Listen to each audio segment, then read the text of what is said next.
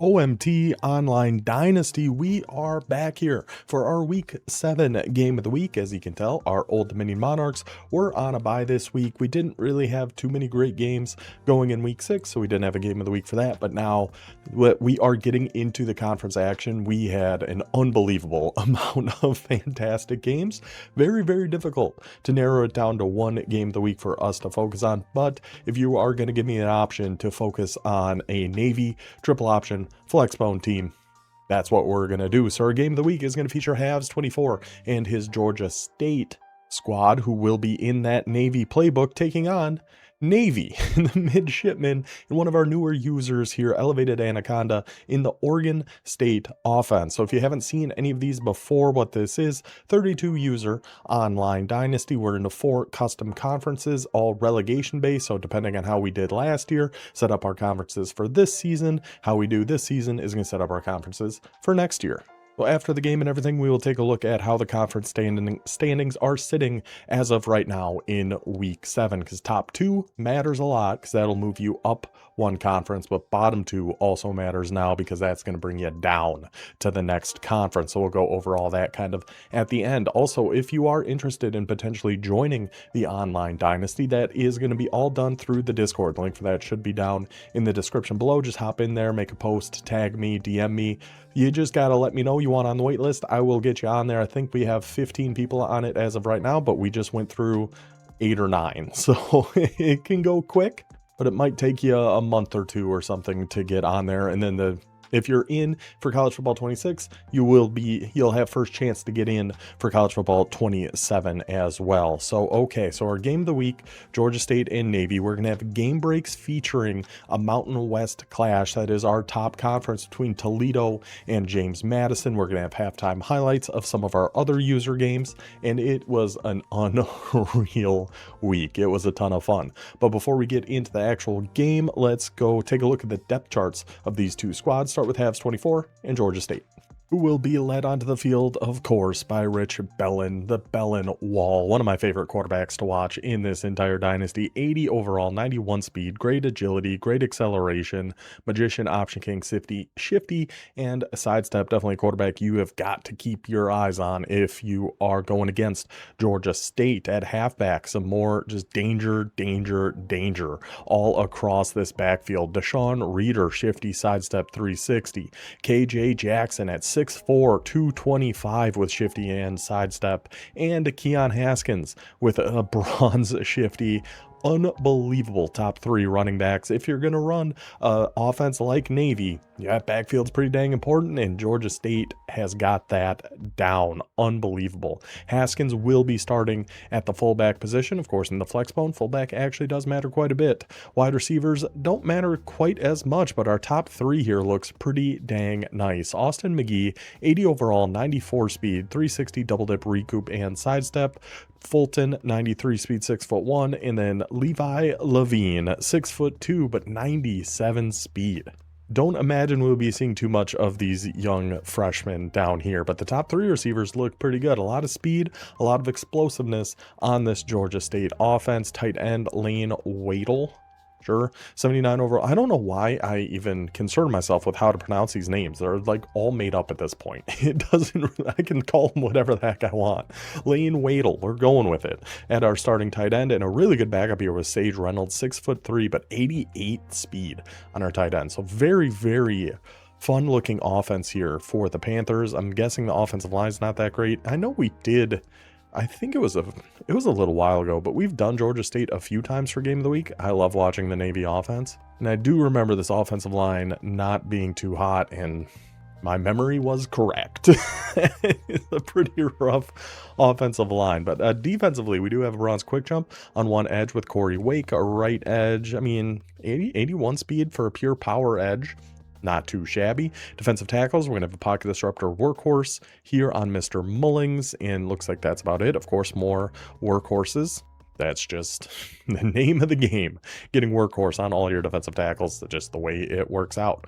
Nicholas Clayton, very, very good Sam linebacker here. 6'5" with gold aftershock, 84 overall, 89 speed. I mean, I would have to assume he's going to be on the field all the time with that aftershock ability. Hopefully get some wear and tear, bring in some of the backups for Navy. We will see how that goes. That is going to trip me up so much that he's in the Navy offense and going against the Navy. My brain is having a difficult time processing that.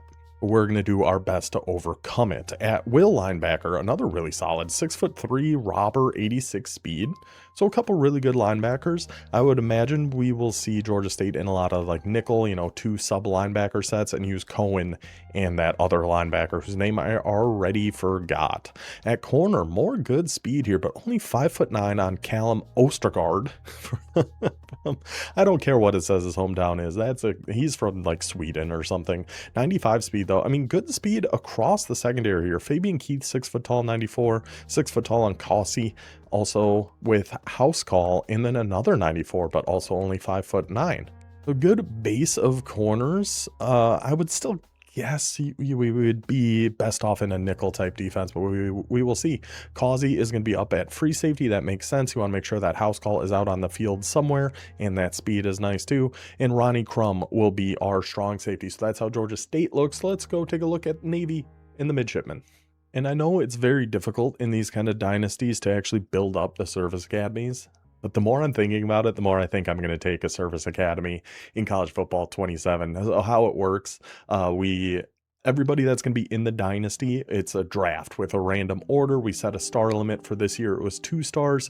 We'll see what it'll be for next year. It kind of depends on how EA lays it all out. The number 1 pick gets his choice of all the group of 5 2-star or below teams, and then we work our way down the list.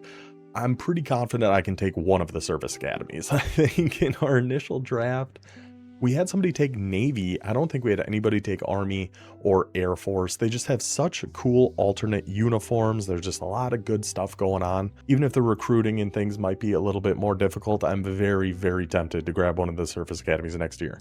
We will see how that goes. Anyway, back to the matter at hand here with the midshipmen and elevated on Anaconda. Just took him over 3 or 4 weeks ago, so obviously hasn't really been able to build the team up or do anything with him yet. It was all up to our previous Navy user, Ramsey, and we'll see how Navy looks. So at quarterback, we're going to have DeAndre Hill, 74 overall, 80 speed. And remember, Navy is not going to be in a triple option offense. Like I said, I think they are in Oregon State actually for this one, but we do have a stud halfback with Caleb Stranger Things Hawkins. Shout out to Taxi Cab for that one. 86 overall, 92 speed, ton of abilities, impact dev. This guy's a monster. He's going to be a monster at Oklahoma State in real life next year. I can guarantee you that.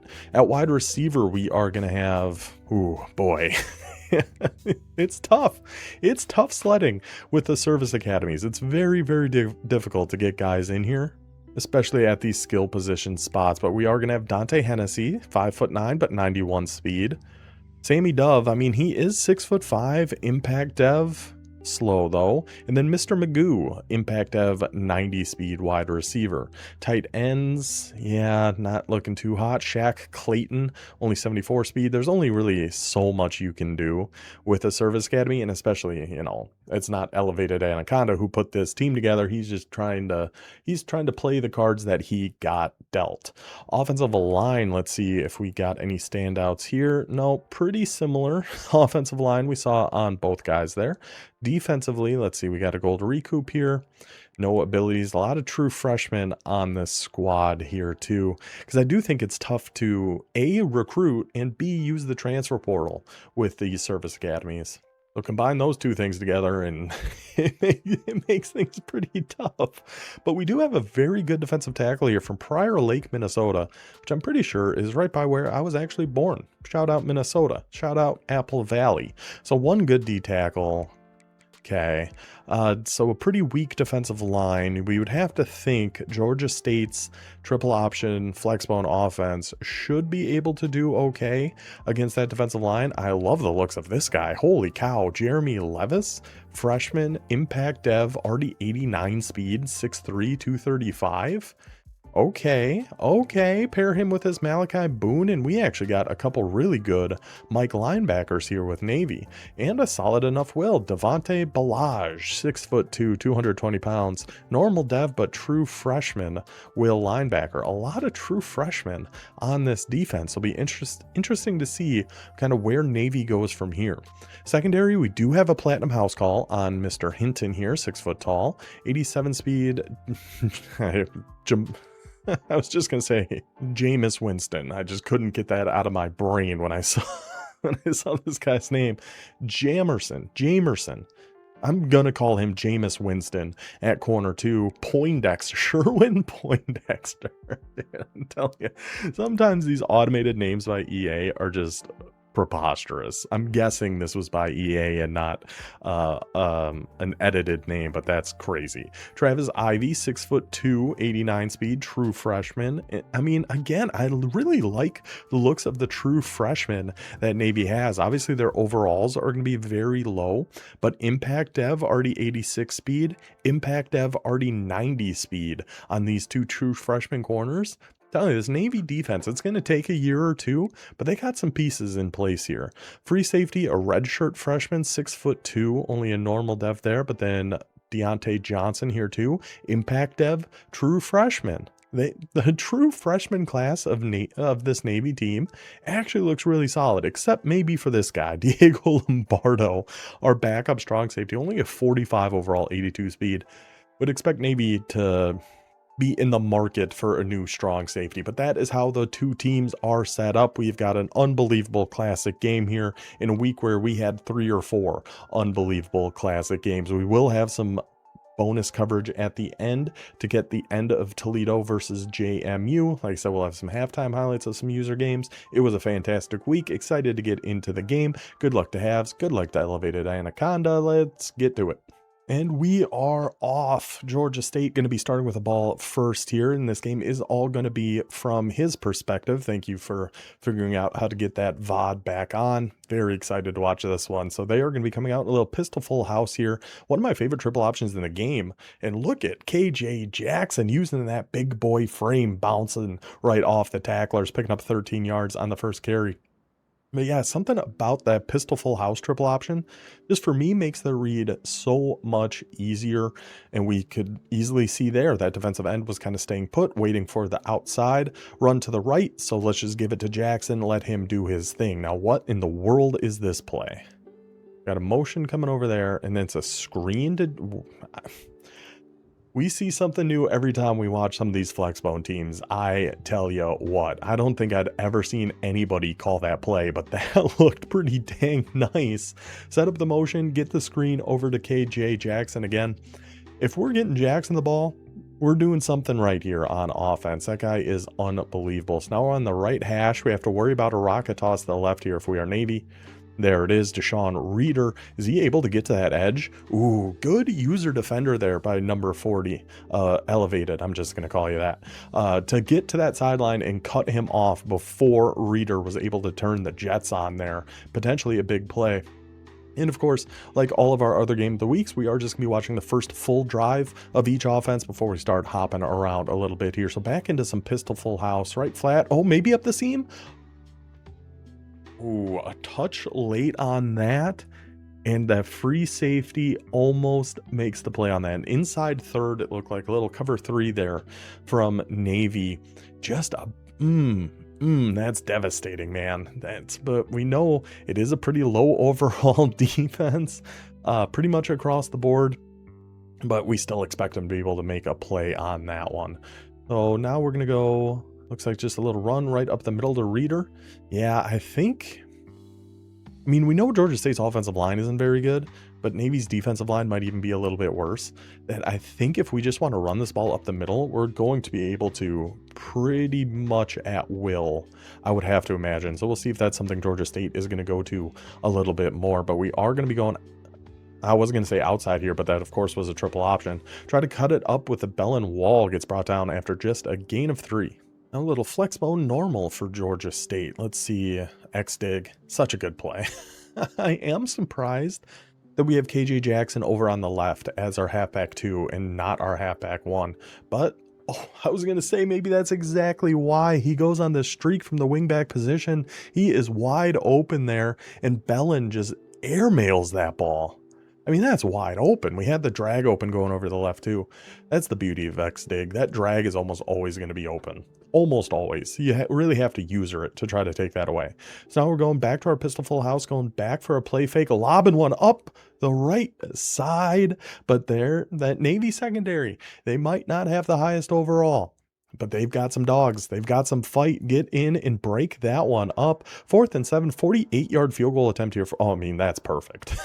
I mean, just round of applause. You cannot hit a kick a whole heck of a lot better than that. And I think, yeah, let's just go ahead and throw it over to our first game break of the day here with Toledo against James Madison. JMU on the board first with a field goal. 3 minutes left here in the first. The Rockets with the ball here in Virginia, taking that run outside to the left, and number 0 on Toledo gets to that sideline, somehow outruns that number 2 of JMU. Not entirely sure how he managed to pull that one off, but he did, and that is a touchdown for the Rockets, making that one 7-3.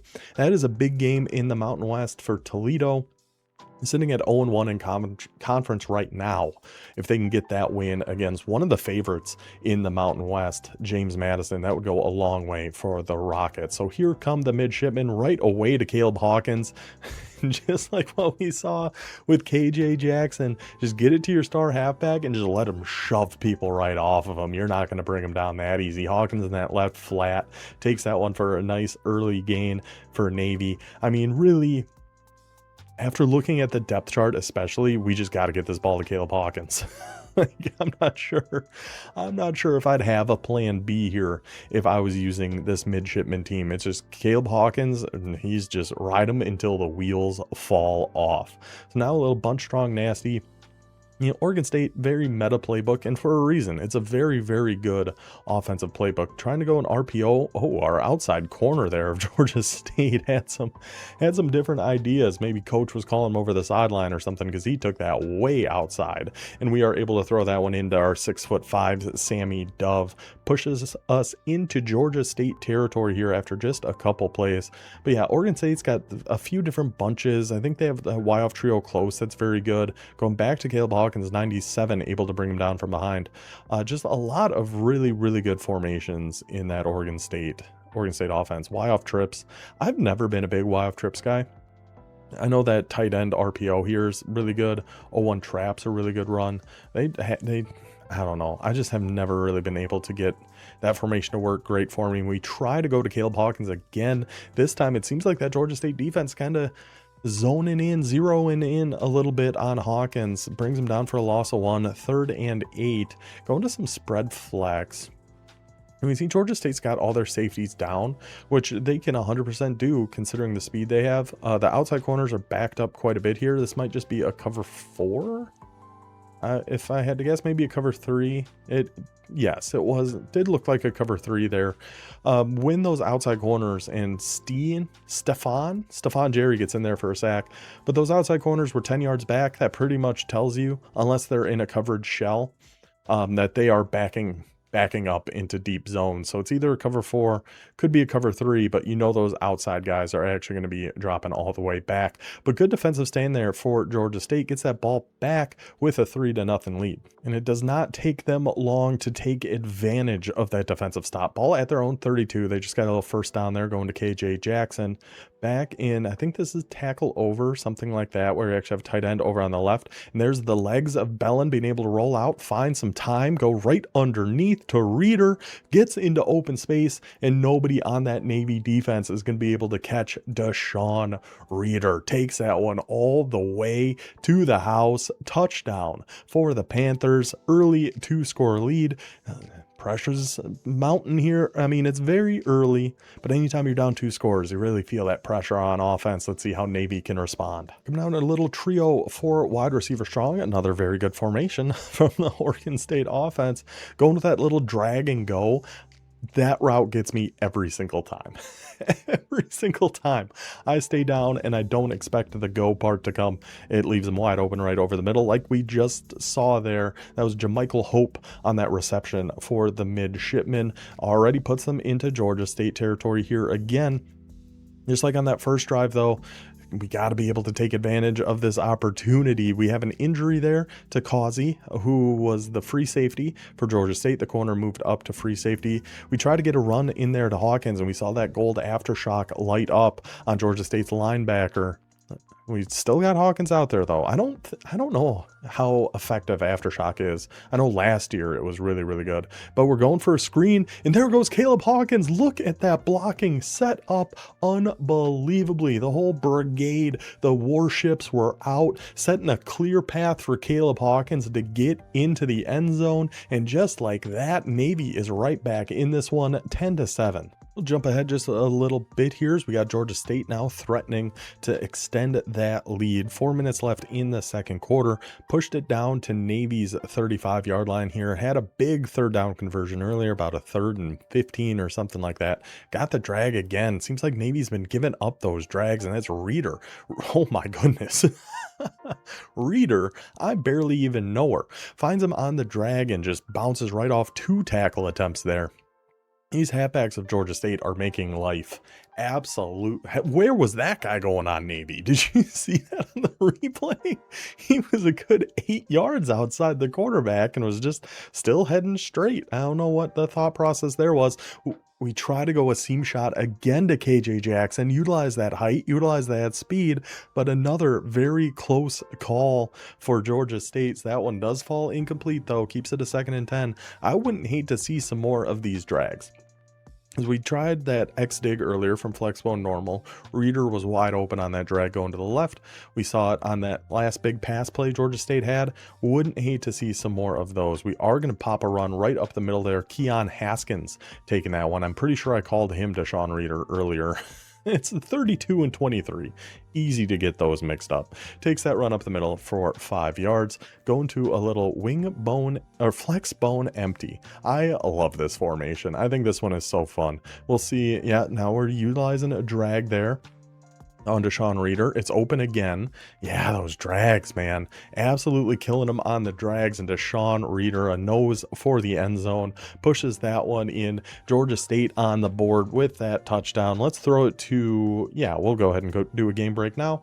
Back to Toledo and James Madison. 14-10 lead. Each team has scored 1 more touchdown since our last update. And this is just what James Madison does with Cam Dyer in the backfield. Just QB run right up the middle. Number 55 on Toledo just wanted nothing to do with that. He just stood still, watched Cam Dyer run right on past him. That's what he does. We saw Heisman, Shifty, and Magician lighting up there for Dyer. Takes it in to the house. Touchdown, James Madison. Puts them back up by 3, I think. I just saw it. You'd think I'd remember it, but I don't. Caleb Hawkins, though, on the run up the middle. Let's see what Navy's got in their bag to try to answer back here. And after that nice run by Hawkins, we've got the ball at the 39-yard line. Hawkins has definitely been the star of the show here. We got the drag. Yeah, man, those drags. Oh, look at the moves. Big man Shaq Clayton getting into open space and hitting a few juke moves in there. Didn't think he had that in his bag, but putting them on skates. Picking up a big first down for Navy. Back. Should be in field goal range here, you would think. I didn't see Navy's kicker. Going with a power read. Nice little call there. And that is the quarterback DeAndre Hill keeping that one. He's got a little shiftiness to him there as well. He's no, Cam Dyer, but who is? Still a nice gain of 8 for DeAndre Hill there. Let's see. Is Georgia State sticking with a big man blitz here? We are. Right. Oh, what's the flag going to be on this one? A little back break animation there. It is going to be an offensive holding call. Yeah, you got to back him up here, set him up on a 2nd and 12. Navy's been coming out in a lot of formations that would make me think RPO, but he actually hasn't gone to one yet. We've seen quite a bit of trips. Oh, we did see one RPO out of bunch. We're just going verticals here. Take your check down. Take Caleb Hawkins. I did not think that guy was going to make that tackle. I thought there was a 0% chance 42 was going to be able to make that tackle on Hawkins. But that'll take us to the 2-minute warning, a 3rd and 6 coming up for the midshipmen. He's coming out in that Y-off trips week again. It's just so hardwired in my brain I would be worried about an RPO, even to the short side. I know it's probably not coming, but I still always worry about that. Hawkins is swinging out to the right flat there. Goes for the curl route. Did we box him out and hold on to that? No, we did not. The pass gets knocked out. Now what do you do if you're Navy? At the 32, you should be a makeable kick, especially at home. Try to take your 3 and make it a 1-score game. I think I like that idea.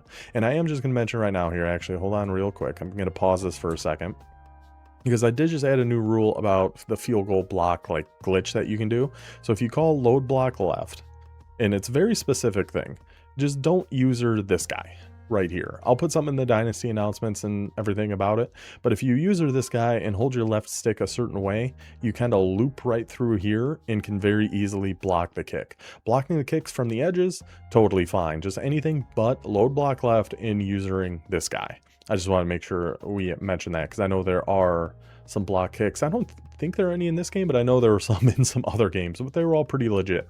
But the kick's up and it is pulled wide to the left. Kai Edmond, the kicker there for Navy. Deep range, adrenaline, coffin corner, isn't it?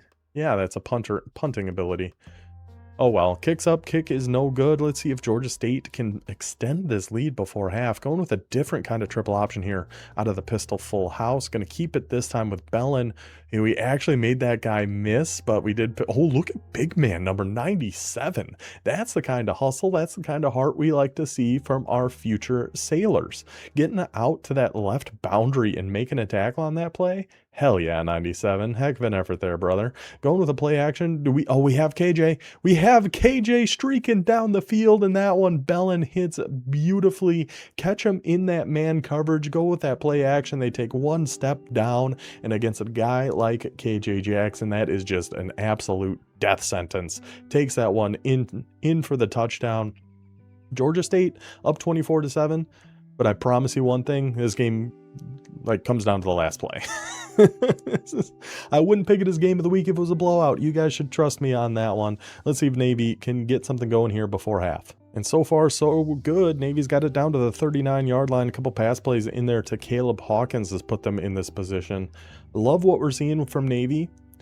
With the team they've got, your best bet is getting the ball to Caleb Hawkins, and that is what we have been doing, and that's what's been working. But there is our big man, Sammy Dove, with, I believe, his second catch, at least his second catch of the day. We saw him catch that RPO earlier. Right underneath, we could have gone Hawkins there again, apparently. Oh, going for a quick drag there. Oh, look at Sammy Dove. Use that big frame, use those big muscles, and push him right off you there, brother. Pick up 6 yards on that little drag to Mr. Dove. See if we're going to get, yeah, we got to get this. Oh, look at Caleb. Oh my goodness. Look like he's on ice skates the way he's deking through that backfield, finding space and taking that one in. That was what, a 40 second drive for the midshipmen, getting this one back within striking distance. Huge answer there from Navy. Let's see if anything happens here before half, or if we're just going to go check out our halftime highlights. So we got a 2nd and 13. A little more pistol, calling smash here. Probably looking, oh, he might have X. Ooh, kind of a bad ball there by Bellin, but it might have been for the best, because we actually had an outside corner over there on the left. Looked like he was kind of converging on that as well. So a little more air on that ball, and that could have been a disaster. Going with that play action, little flood once again. See if we're just trying to get this one to Jackson. Try to roll out with Bellin, but the big boys, that 90, I love this 97. Oh yeah, that is the one good defensive lineman Navy has got. Gets back into that backfield, brings Bellin down, brings down the Bellin wall. And now 4th and 21, 11 seconds, one timeout left for Navy. They've got a chance here to make this a 1-score game. That number 49 almost just shedded and got a blocked punt on that. That was incredibly close. And then 26 almost takes it back for a kick return touchdown. Taylor Jr. gets brought down at the 24, and Navy's defense, setting up the special teams, takes that punt return, puts them in field goal range. Let's see if they can avenge that missed kick we saw earlier. I don't know what the wind is doing. I haven't been paying attention to that.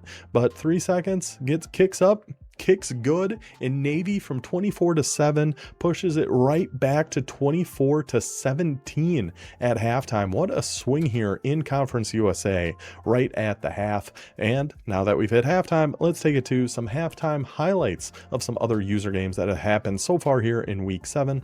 We haven't had all our user games played yet because I'm recording this about a day earlier than usual, and we don't have every game in the halftime highlights, but it is what it is. Let's get to it. Appalachian State and Sam Houston. App State at 2-3, Sam Houston at 5-0. Seems like a big one for Appalachian State, and this was a wild game too. Ton of points scored in this one, and Roger McCord, the superstar halfback of Appalachian State, out on the Texas route, takes that one into the house. 7-0 there. Sam Houston gets back on the board though. It is 7-7. We got 2 guys wide open on the left. Take your pick and get off me, little fella. We've been seeing so many broken tackles by these big men. Number 44 on Appalachian State will take that one all the way into the house. Now App State up 28-14 right before half here. Sam Houston looking to make this one interesting, catches him in a little cover 2 right up the seam, drops the ball there at the end. Not sure what happened there, but makes it 28-21, and App State still before half, still finding Roger McCord on the deep Texas route. 3 Sam Houston defenders try their best to get to him, 4 even by the end, unable to. McCord takes that one in for the score, and App State holds on, gets a gigantic conference win there against Sam Houston, 56-49. Now we go to Bowling Green and Army. 5-0 versus 4-0. One of these teams taking their first loss of the day. Beautiful find there by Bowling Green right up the left seam to number 15. Gives them the early 7-0 advantage. Still 7-0. Bowling Green with the ball. Finds a wide open man out to the right. Beats the man coverage, and number 21 takes that one in. Bowling Green up 14-0. But Army gonna be fighting back. We know this Army team is tough. In a veer and shoot offense this time. Got it back to 14-7, motions the man over, sets up the run blocking, and number 20 on the Black Knights, not going to get caught by any of these Bowling Green Falcons, ties us back up 14 apiece. Now it's 27-21, 40 seconds left before half, goes for a big blitz there and hits his man on the slant. Number 84 adds to the broken tackle party, takes that one in. Army will take the 1-point lead into halftime. Now Army has been putting it on Bowling Green. It's 42-27, but the high-powered offense of the Bowling Green Falcons strikes again, another deep shot touchdown. They go for 2 and get it, makes it 42-35. Now Bowling Green looking to tie the game late here with 3.5 minutes left. Nobody accounts for the halfback in the right flat, takes it in and scores 42-42. 3 minutes left. Now Army, nobody accounts for the left flat, will go take that, but bang! What a hit stick by number 1 on Bowling Green, forces that fumble, and just a play later on the 1st and 10, again, the halfback sneaking out to the backfield to the right, nobody out there to guard him, takes it in for the score, and Bowling Green pulls off the comeback, pulls off the victory, 49-42. Unbelievable game there. Now we go to Oregon State and Rice, a top 20 matchup here. Number 13, Oregon State gets on the board early, looking to keep their undefeated season going, but Rice answers back immediately on the following kick. Look at the shiftiness of number 86. Somehow, some way, even at the end here, a little tiptoe through the window, down the sideline, in for the Rice touchdown, ties it back up at 7 apiece. Oregon State now, a minute left in the first. This guy is a gigantic problem. This is Washington, the running back for Oregon State. Unbelievable. Takes it for a 78-yard touchdown, but believe it or not, on the ensuing kickoff, again, number 86 of Rice willing his team single-handedly to stay in this ball game. That time he didn't really have to do a thing, just run in a straight line, brother. Your blockers gotcha. Takes it in for another kick return touchdown, 2 in the first quarter. Now Oregon State blocked an extra point, I believe, Made it 21-20, and there goes number 4 again. Look how quick those cuts are. Finds his space right up the middle, takes it in for the Oregon State touchdown. They end up winning that one 42-26. One more game for us here. Oh, nope. Excuse me. That was the last game. We only had 3 to go over there on our halftime highlights. Let's get back to our main event. After just a few plays, Navy finds themselves in Georgia State territory again, looking to keep building from that momentum at the end of the half. I feel like that halftime break came at a good time for Georgia State because everything was going Navy's way. Who got hurt there? Oh, it was somebody on Georgia State. I just want to make sure it wasn't Caleb Hawkins because that would honestly be devastating for me personally and for Elevated and his Navy Midshipmen. That would be really, really tough. But got it back to a 7-point game. Minute gone by here in the second half. We're seeing a lot of good things here, and whoa, that time nobody accounts for number 91. Didn't look like we had that RPO on the right, maybe on the left. I wasn't looking. But number 91 gets back there and tackles both Caleb Hawkins and the quarterback. Not really too many options. We're looking good there. So now a 3rd and 13. I mean, this feels like a big drive for Navy, doesn't it? Had so much momentum there at the end of the first half. Feel like we got to get even a field goal, something just to keep that positive momentum going. We're going back to that little drag and go out of a different tray set, and this time hit it to Sammy Dove. I mean, that is that 6'5". Nothing really seemed to stand out about him except his height, but the guy's getting open. The guy's making plays here for Navy. Huge 3rd down conversion. Puts him at the 33-yard line. That little drag and go, man, because in your user, now we saw it once already, so we're dropping back to go with the go, then that leaves the middle of the field there. And there's Mike Taylor Jr. getting his first catch of the day. Caleb Hawkins catching a breather here on these last couple plays. Maybe that gold aftershock got to him, or some sort of something or another. And then we hit, the little crab route, as Throne calls it, at least in Madden, where your halfback starts on the left but then goes to the right flat. Very good against man coverage, and that's exactly why you can pass lead that to the right, get it with that momentum. The man defender is almost always going to be a step behind him, and Taylor Jr. takes advantage of his limited opportunities here and ties us up in the 3rd quarter. And Navy might have found something here on defense. We've got a 3rd and 12 for Georgia State. We saw the Midshipmen playing some good defense there at the end of the first half. Going to flexible normal. It is going to be an all go. And there, finds the seam on the cover 3. Finally, he'd been trying 3 or 4 times earlier in this game, just trying to hit a seam against that cover 3, and this time he is able to do it because that middle 3rd has to go a little more to the right. We sent 4 deep routes against cover 3. Somebody's gonna get open, and that is KJ Jackson taking advantage of that one. 31-24. Georgia State 27 seconds later hops right back into the lead. But here come the Midshipmen. Just picked up 3rd and 1 on a QB sneak and got it at the Panthers' 38-yard line. Trying another big man blitz here for Georgia State. Don't hate the idea at all. We have the speed advantage on defense compared to the Navy offense. So throw in a little man, and we try to sneak one to our tight end on that RPO. Unable to get it to him. An awful close call. But it just falls incomplete. No harm, no foul. Again, it is Taylor Jr. in that backfield. I'm wondering if that gold aftershock actually had an effect on this. I like the good user defense there. Take away that halfback streak. Let him hit that curl for 4. We're okay with that because we haven't seen Caleb Hawkins in a while now. And we did see that gold aftershock light up after a couple times. So maybe that wear and tear on Hawkins has gotten to be just a little bit too much. Now we're going to some of that bunch that makes the Oregon State playbook so good, trying to run around with DeAndre Hill, but eventually that big man, number 97, Corey Wake, is having himself a day. Gets back in there, 1.5 sacks, blew up that RPO run earlier. Guy has been a monster here for Georgia State, and we are going for this on a 4th and 22. Is this going to be a drag and go play again? It is. Try to hit it. Yeah, even if that's completed, we just don't. It's tough.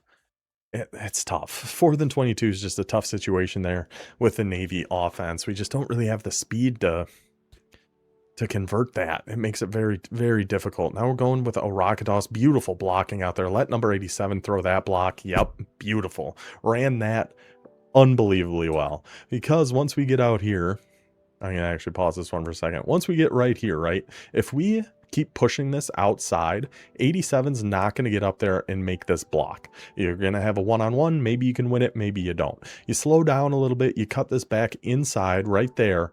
Run and get right behind 87, let him go pick up that block. And what the swings of this game have been unbelievable. The swing right before half there from 24-7 made it 24-17. Navy goes and scores 24-24. And now right here, Georgia State gets 2 quick touchdowns, getting them back up by 14. As we head to the fourth quarter, Navy, another good start to this drive. It's been Taylor Jr. making some plays. Again, no Caleb Hawkins in this Navy backfield. Huge hit to the Navy offense. We've seen a lot of what Navy's been able to do, been having some success with, has come from Caleb Hawkins. So having him not be back there, we'll see if Navy's going to be able to get anything going there. Deciding to take a delay a game, which... yeah, I think your timeout's more important than 5 yards. I think we can live with the delay game there. Coming out in some pistol. We haven't really seen him do this too much from the Oregon State playbook. Let's see what we got here. A little cover 4. You got to kind of pick your poison there. That's a perfect play against cover 4. You only have the one user guard in the middle of the field. Can't guard both routes on a mesh like that. So pick up 12 yards. That's why we're okay taking that false start or delay a game instead of burning a timeout. Navy's offense has been able to move the ball pretty well here until we get to this area. This is where Navy struggled. We saw it on their first drive of the game. I think we've seen it a couple times now. Trying to sneak an RPO out there, but Georgia State was ready for it that time. So now we got a 3rd and 2. Got the left wheel. Got the left wheel. Oh. DeAndre Hill, brother, that is wide open, walk-in touchdown, a little switch over on the left, the wheel route's wide open, and just sails it so far over his head. He can't even make an attempt on that ball. Devastating. So now a 4th and 2, a pretty do-or-die play here for the midshipmen. What are they going to be able to draw up? Go for a little mesh spot, it looked like.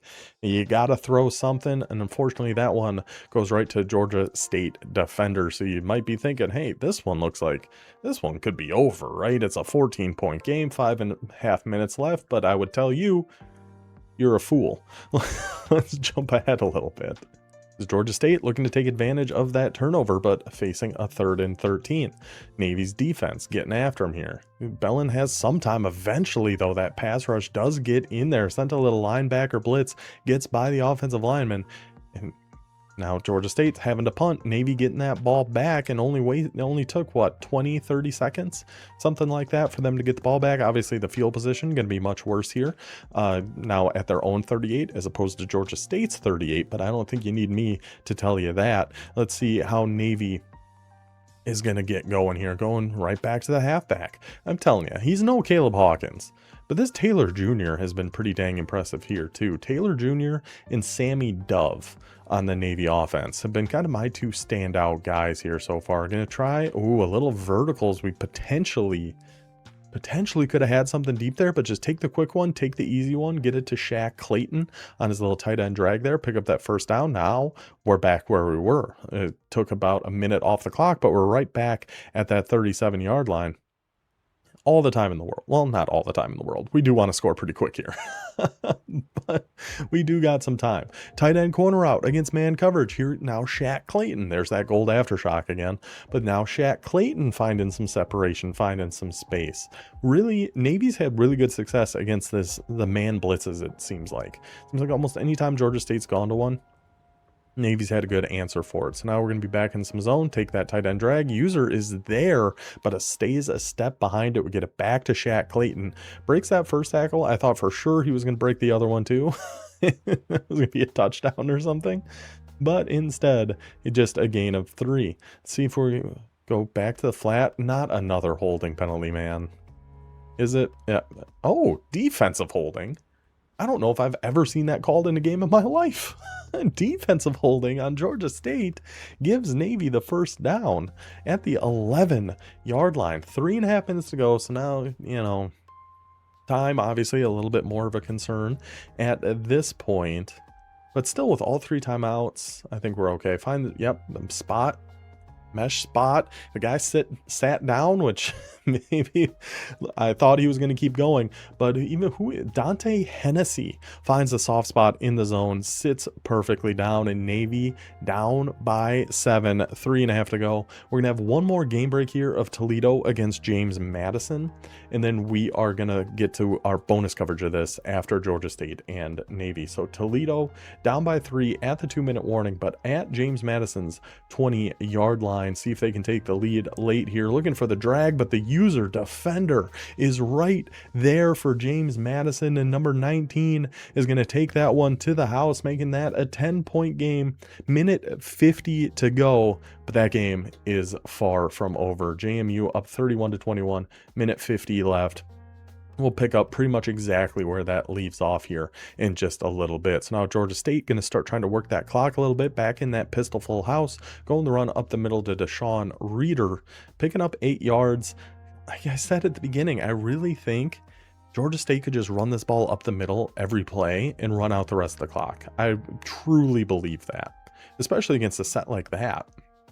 Like, they were in such a wide set. We're going to try to hit them deep, though. We have a step on them, and it is caught. Goes for the deep ball there to number 87, Austin McGee. I believe the first time we have called his name today, and what a time for it to come. 3 minutes to go into field goal range, and okay.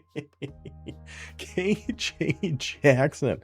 He had been bouncing off tackles all game long. This time, Joe Juravicius's son meets him right in the hole and just levels him. Lucky to hold on to that ball, honestly. Now we got a 2nd and 12. We're going to try a rocket toss here. Oh, terrible angle from number 22. Oh, because we're in a pretty spread out set, right? You'd think something like this, we should be able to guard this rocket toss, but look at number 22, like, comes way too far inside, gives up the outside leverage, and Reeder takes advantage. 1st and goal, ball at the 5-yard line, 2.5 minutes to go.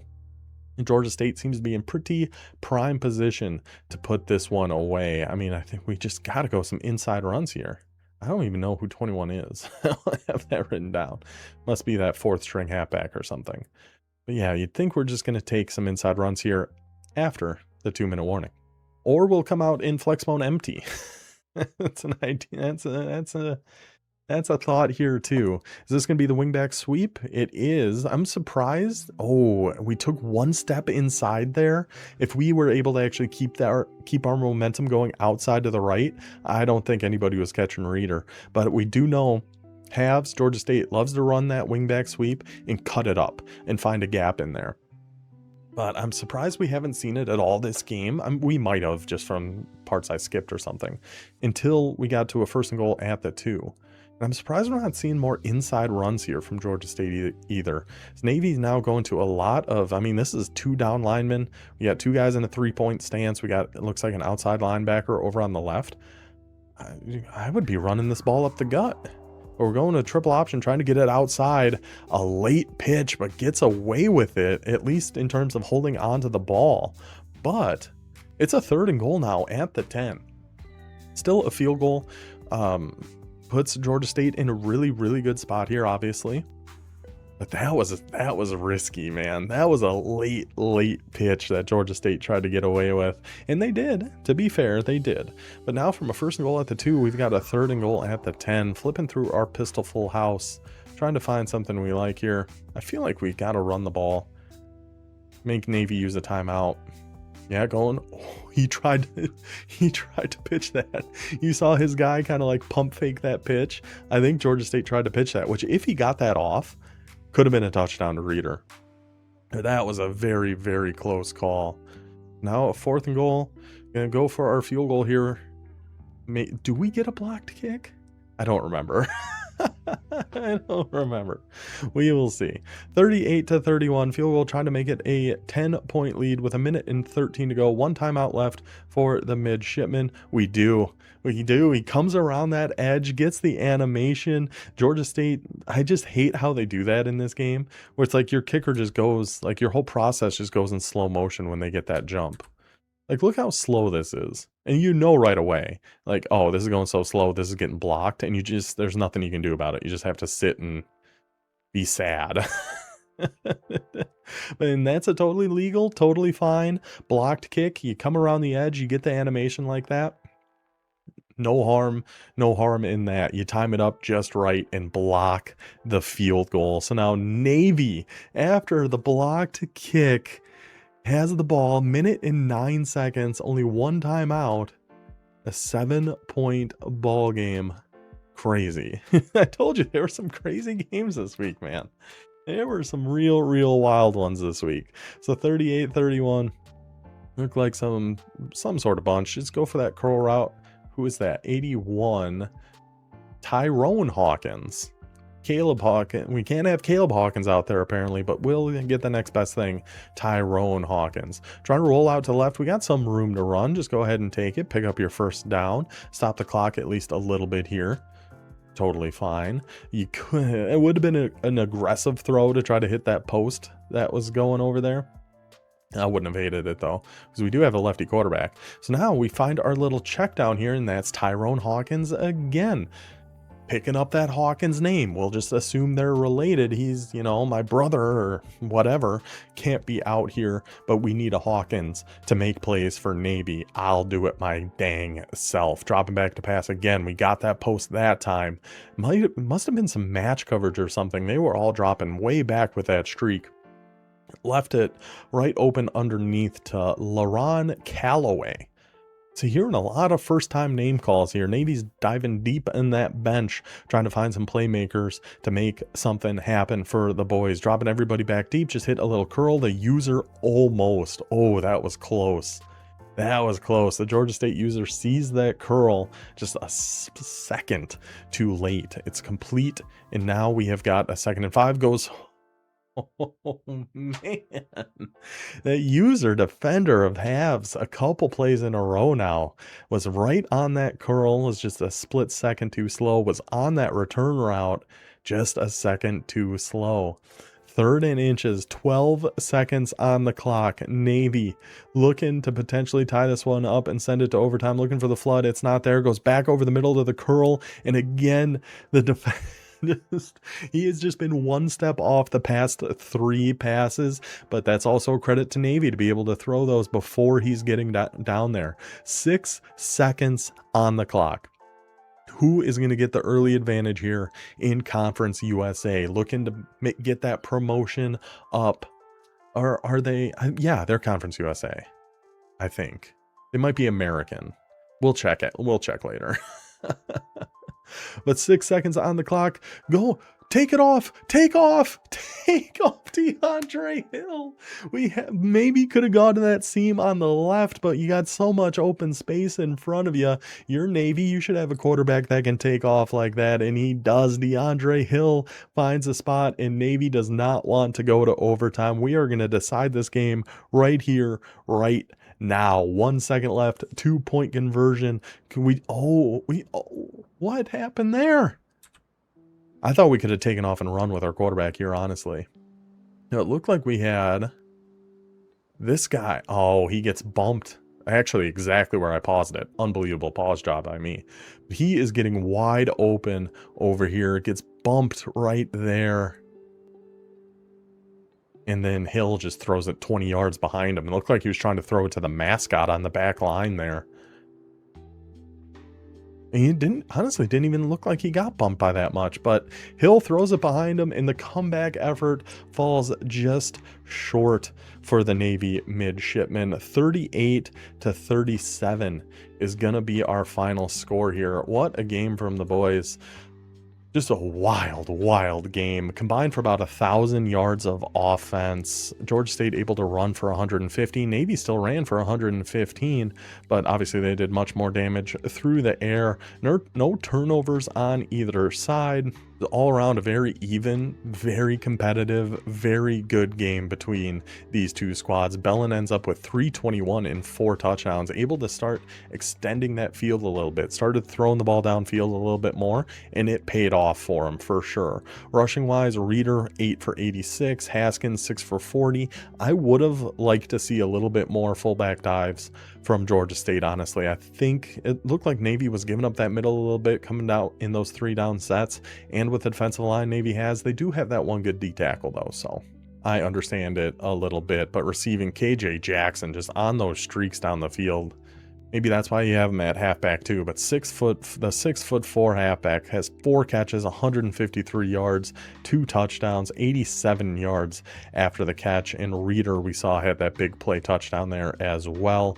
Navy has DeAndre Hill go for 402 yards, 3 touchdowns, got sacked a couple times there, but 32 for 38. Very good, very clean game from DeAndre Hill, until it mattered the most on that 2-point conversion. Then he kind of lost it a little bit. Rushing wise, Hawkins at 11 for 61, 5.5 yards per carry, but I just don't know. I don't think he actually got injured. I mean, it would show here, right, if he had an actual injury.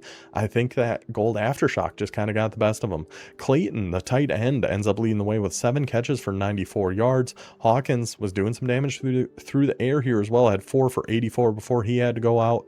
Taylor Jr. picked up the slack pretty dang well. I mean, he's still 89 speed, 91 excel. He's no Caleb Hawkins, 92 speed, 95 excel at 6'2", but Taylor Jr. did his job. And then Sammy Dove, the 6'5" contested specialist, only 84 speed, but my man knew how to get open. So great game to have, great game to elevate at Anaconda. That was a super fun one. Now let's get to our bonus coverage of Toledo and James Madison. I'm picking up right after that pick 6 that we saw. So minute 50 left, to JMU up by 10. Wheel route.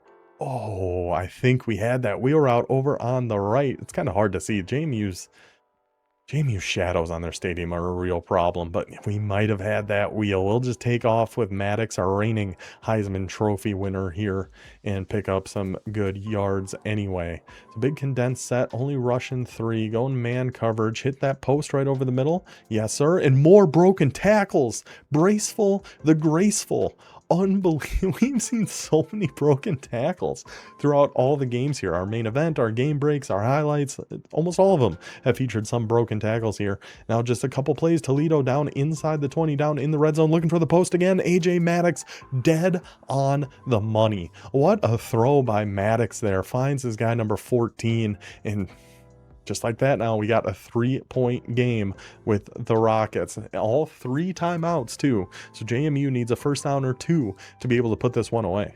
Coming out in Trey open halfback strong. I don't remember. I used to know JMU's tendencies pretty well, but it's been a while. I've kind of forgotten.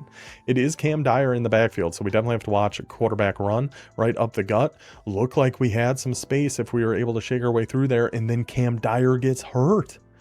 That's a huge, huge part of JMU's offense, is using those quarterback runs with Cam Dyer. Now he's out with some bruised ribs. We have to put Drake Lindsey back in, who is like 70 speed. The guy cannot move at all. So I would have to imagine JMU's game plan to try to ice this game was going to be a lot of Cam Dyer. So him getting hurt on that first run, huge blow. So why off trips? Maybe like 0-1 trap or something. If memory serves. Let's see. Oh no, it's gonna be a little halfback screen, and maybe if we take that all the way to the outside. I mean, that first run with Dyer looked like we had some room, but you kind of get bounced around a little bit in the pile there. Then go for that little halfback screen, and maybe if we take that outside, that's a first down. But now we got a 3rd and 6, and with that injury to Cam Dyer, Toledo didn't even have to use a timeout after that first play. That is huge. So they burned one there. They still got 2 timeouts left with 1:07. First down here does end the game though for James Madison. So Lindsey dropping back, goes for the drag, gets knocked out. The big man coverage there from Toledo. Unlucky series of events here for James Madison, with Dyer getting hurt. Then we have that drag. I'm not sure he would have gotten that first down, but it would have been a 4th and inches. Maybe JMU gets aggressive and goes for it, but now at a 4th and 6 with a minute left, they are still going to get aggressive and go for it, going with wing trips a week. Oh, I don't know, man. I don't think, I mean, because if you get it, the game is over. And we know Toledo's a very tough offense to stop. And they're also in Oregon State. Oh no, they changed. They're in Notre Dame in this game. They're in Oregon State in our game. Now Toledo's in Notre Dame, which is the first playbook I loved in this game, was Notre Dame. And now we got a 4th and 6. We are going to take a timeout. Yeah, I don't know. I don't hate the idea of going for it, just because if we get it, the game's over. If we don't get it, you kind of hope Toledo score. If the Toledo scores a touchdown, you're hoping they do it quick, so then we have time to answer back. So I don't hate going forward here at all. Let's see what the play call is going to be, though, and see what Toledo's going to go to. It looks like some match. We go deep over the middle, but the user defender of Toledo falls back and gets the interception. Wow, I gotta see that again. So we're using this free safety on the solo side. And we come down. Oh, okay. So he was coming down to watch the halfback, it looked like, if he was on like a Texas route or something, and then we would have been able to throw this, I think. But because of that halfback just sits there on a curl, that frees the user up, Mitchell, to drop back and get in front of that deep dig. Wow. What a play by Toledo. What a comeback effort here. And now we got it at the 37-yard line with less than a minute to go. Should already be in field goal range. Huge Mountain West clash here. Number 12, Toledo. Number 5, James Madison. I was actually just going to check. Did I get ranked for beating Toledo? I don't think I did. Which is fair because I'm 4-2. No, we did not.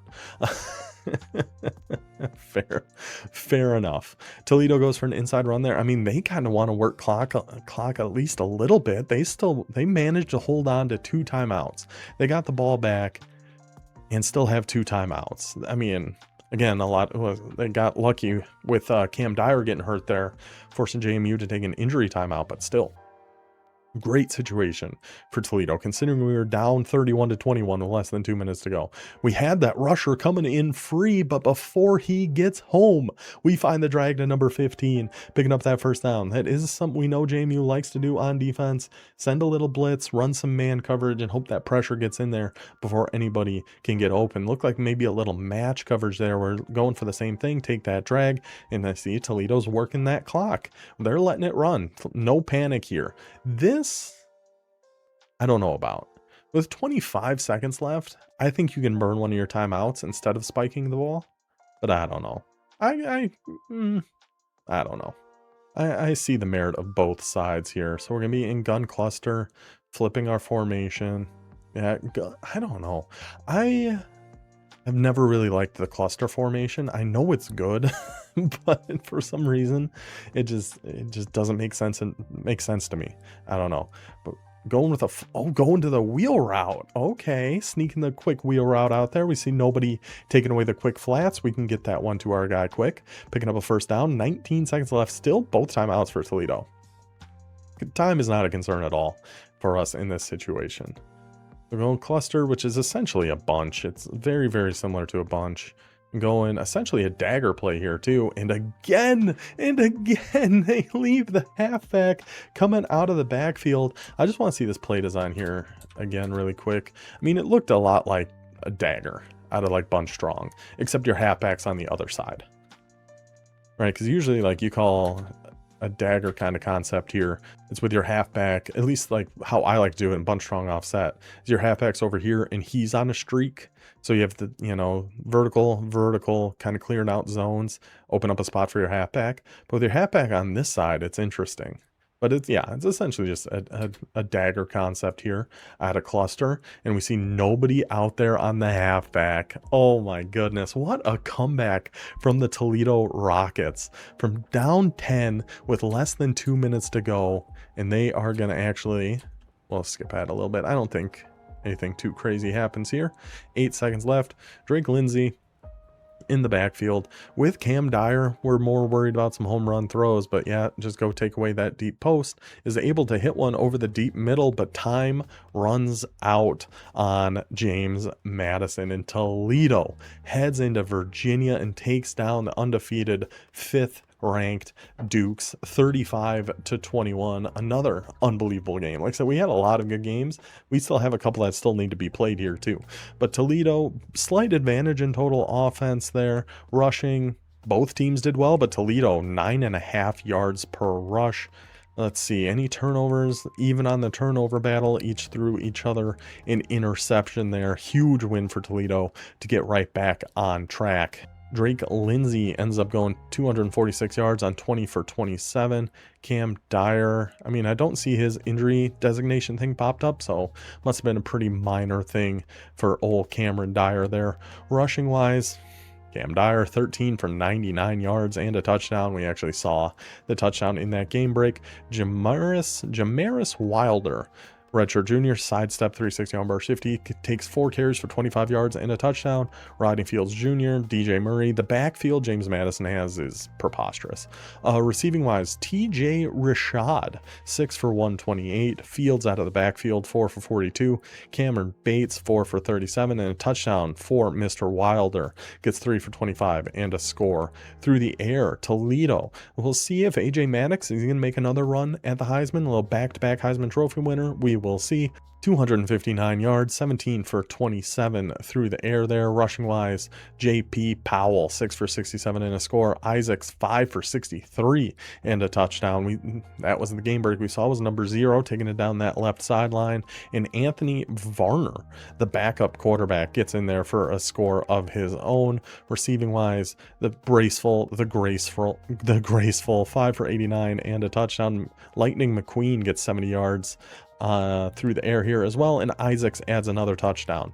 So that unbelievable game between Toledo and James Madison, unbelievable game between Navy and Georgia State, unbelievable game between Bowling Green and Army. Just a lot of really good games went on here through week 7. So we'll go through all of our conferences and see everything that happened. We will go in order with our relegation. So our top conference is the Mountain West. Utah State gets the user win over Texas State. The VOD, for whatever reason, didn't stay up again. I know it's been a problem Utah State's been having. Georgia State had that problem. I don't know what's going on with that. But a big win for the Aggies gets them to 7-0 in conference, and we will be taking on Texas State in our next user game coming up here shortly. We can take a quick look at this box score since we didn't really see much. Dead even in total offense. Well, no, Utah State does have the advantage. They beat them by 1 yard in terms of total offense. 24 for 84 rushing, 24 for 58 rushing, both pretty high completion percentage. I'm guessing, yeah, that one extra turnover, that'll get you. Utah State stays undefeated and gets their second win in the Mountain West. We just saw Toledo take down James Madison. Tulsa takes down the CPU. How was Clemson going in this game? Was 3-2 and ranked 8th in the country. Excuse me, EA, that makes no sense. But Tulsa gets a win there. So that's our Platinum Conference, and then our Gold Conference, Conference USA. Georgia State takes down Navy 38-37. Marshall and UNLV, hopefully they're going to play tomorrow morning. We will see what ends up happening there. Oregon State beats Rice 42-26, and FIU has a CPU game against Duke awaiting for him there. Then our Silver Conference, the American Bowling Green, big win against Army 49-42. Appalachian State gets back to 500 on the season and 1-1 in conference by beating Sam Houston. Washington State and USF are hopefully going to be playing tonight, I believe. Then our last conference, our bronze conference, the Sun Belt. Southern Miss has gone MIA as of right now. If he doesn't play the game this week, he is going to be out of here, and we will be adding somebody from the wait list. Then UTSA and Fresno State, I believe, are going to be playing tonight. Colorado State gets the win against Louisiana Tech, puts them to 2-0.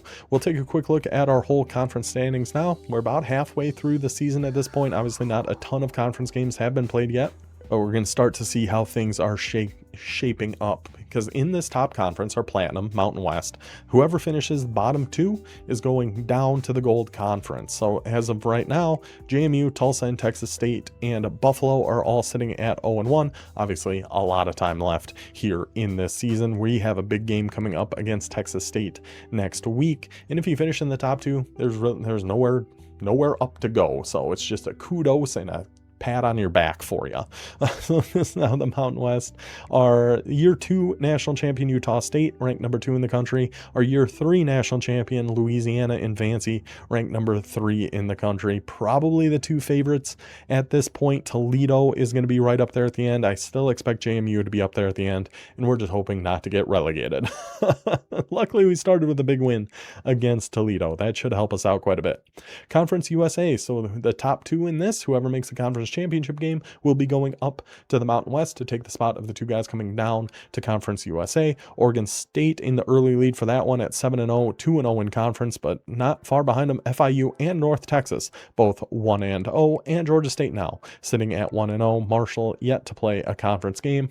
This should be a fun race to find out who those top two are going to be in the American. So these top two would go up to Conference USA. Bottom two will go down to the Sun Belt. We got Army at 1-1, San Diego State and UAB with a conference win here. Bowling Green at 1-0, Appalachian State now at 1-1. So really not a lot of conference games happened so far. There's a ton that can still change. Last conference, the Sun Belt, the top two will go up to the American. Bottom two, there's nowhere to go. You'll just stay in the Sun Belt. But Georgia Southern 2-0, Colorado State 2-0, East Carolina 1-0 early on here in this season. So it'll be, I think it's gonna be really fun as we come down to it to see who's fighting, who's jockeying for that promotion, and who's trying to avoid that relegation. We will see how it all shakes out. So that is our wrap here on week 7. That's how everybody sits. That's how everybody stands. We will be back in the next day or two, probably.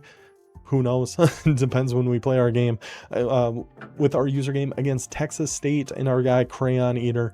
Then now that we're into conference play, we should be having a game of the week every single week. This is actually a big plus of that relegation that we saw in this week, is we should have a lot more close and super fun user games going forward. So I will see you guys next time. Until then, take it easy.